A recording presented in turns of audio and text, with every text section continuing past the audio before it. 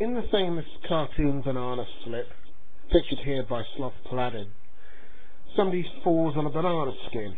But why would this occur?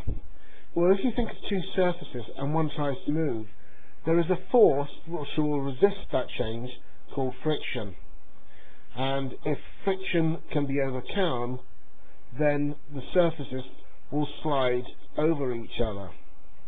Now, for this experiment, I have got a table, a shoe for the static test, tape measure, an elastic band.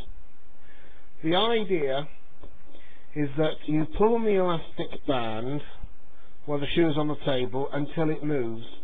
Mark where it moves with the pencil and measure it with the measuring rod or tape measure, and then put the shoe on the banana skin and do the same static test and see if there is a difference in the result. This is the banana for the test. I'm going to eat it and I use a fresh banana skin, and I'm going to first of all do the static test, although I'm told that this is probably not good methodology. This is the banana, and this is actually going on for the static test. It's underneath the front bit. So looking at the weight distribution,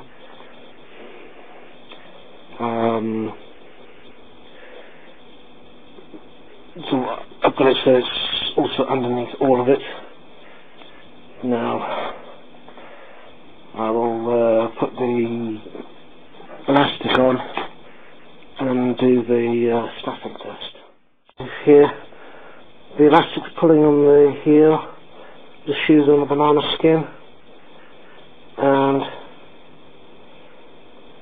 as soon as the shoe starts moving, and I know that the force of the elastic has overcome it moved slightly the shoe just then, so I'm making that as my point. That was when the elastic force overcame the frictional force of the shoe on the banana skin. Moving with a tape measure, what it came to, you can see the thing's broken off. It's about 51.2. There's an earlier mark from earlier test. Again, above 50 centimetres. When I compare that to the result I got the other week with the dry shoe, I was getting 47.3. So it would seem, just in the static test, which may or may not be valid, the banana skin is getting more traction. The only way now is to take this to the dangerous full-scale test outside in the corridor, although there are some parameters that probably might invalidate this test, which I will show you.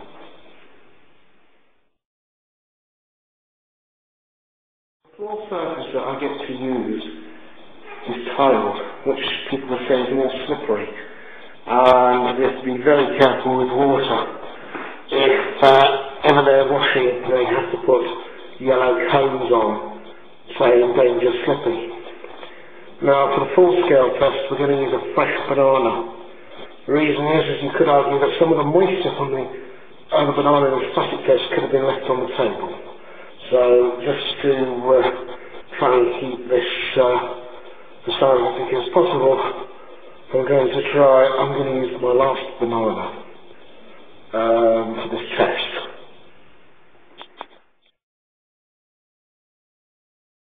I'm going to do the setup. I've rigged that door to keep it open, and I'm going to walk down here. I'm going to have the banana skin placed on the floor, probably about there, and see what happens. In terms of safety, I don't have a proper crash helmet, so I'm having to improvise something that probably won't work, and there's the banana skin. Right, we're going to place the banana skin on the floor to replicate the circumstances of the myth. We spray it out like that. Now this is from a fresh banana,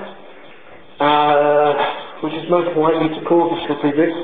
because the inside is kind of moist. So let's get this going.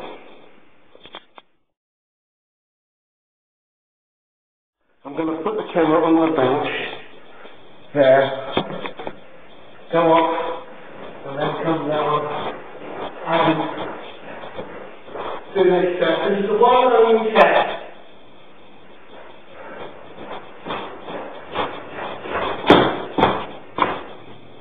Right, okay. It mashed, and when I moved, I felt my foot going that way. So theoretically you could